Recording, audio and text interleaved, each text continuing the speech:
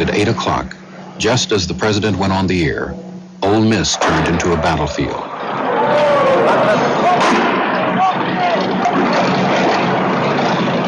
Very few people heard the president's words. This is a story of the Deep South, segregation, civil rights, and basketball.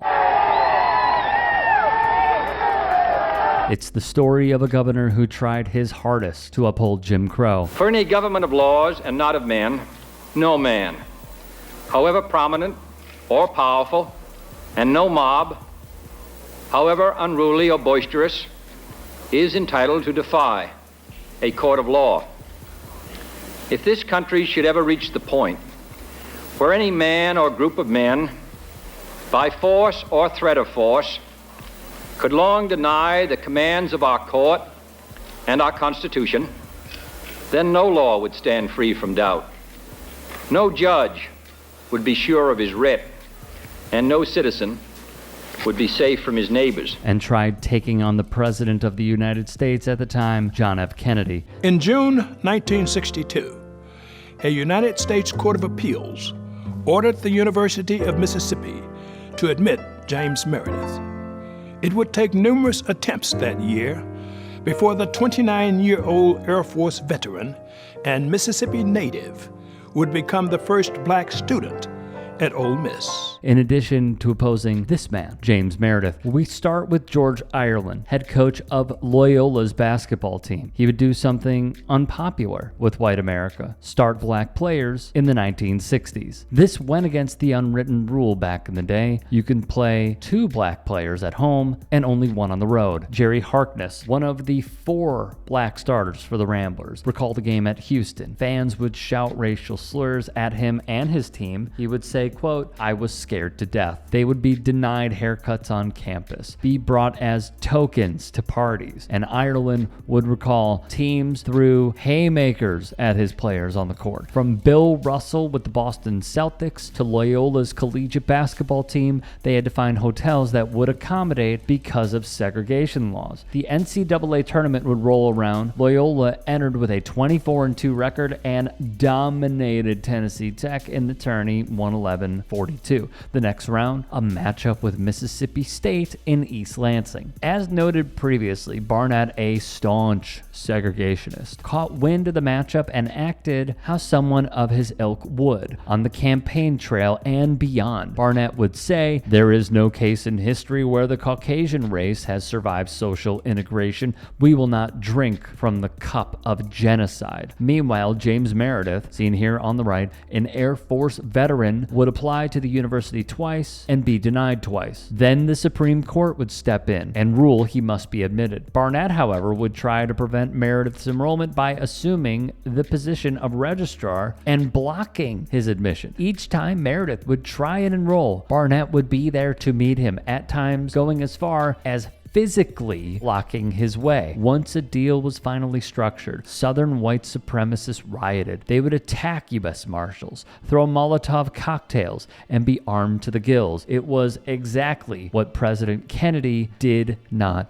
want. In the end, 166 marshals and 48 American soldiers were injured, while 2 civilians were killed in the melee. About 300 citizens were taken prisoner by marshals and federal troops. After the riot was crushed, the military continued to occupy Oxford for almost 10 months. On October 2nd, 1962, James Meredith would become the first black man to attend the University of Mississippi. For the National Portrait Gallery, Meredith was guarded 24 hours a day by reserve U.S. deputy marshals and Army troops, and he endured constant verbal harassment from a minority of students. When Barnett lost the Meredith fight, he turned his bigoted ways onto another target, and that was the Loyola Ramblers. Here's the thing. In the late 50s and early 60s, Mississippi State was good, like really, really good. They won the SEC championship in 59, 61, and 62, but would not enter the NCAA tourney because of an unwritten but strictly enforced rule.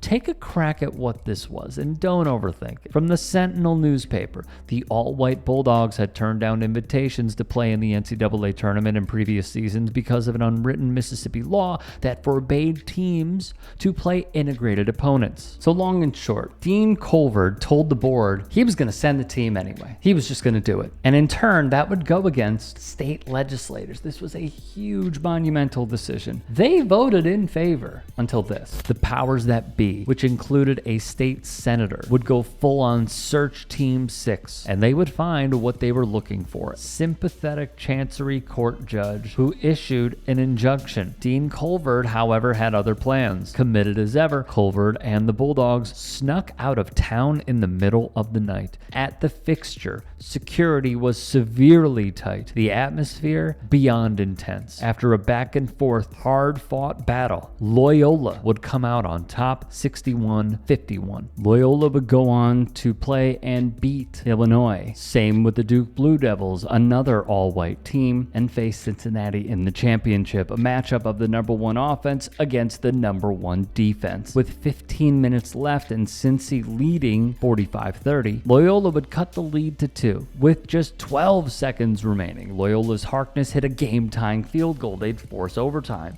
And in the extra period, Vic Rouse would hit the game winner. Loyola were national champs. Through it all, what we remember is the game of change. And during the Obama administration, Loyola was honored at the White House. From then ESPN writer Dana O'Neill, Mississippi State returned home to a surprisingly warm reception from fans. A post-game newspaper survey found that Mississippians were overwhelmingly in favor of letting the team play the game, which shows so much about Barnett and racist ills in society. The game of change is something that I believe needs to be studied and cannot be forgotten for the role that many major players played and also the changing of the guard. Granted, it has been a slow crawl. The work that was done and still needs to be done should be acknowledged. And kudos to Mississippi State for participating and Loyola for going, competing, and winning. If there are any stories we missed, if there are any that you would like to submit, get at me and follow me on Twitter, Instagram,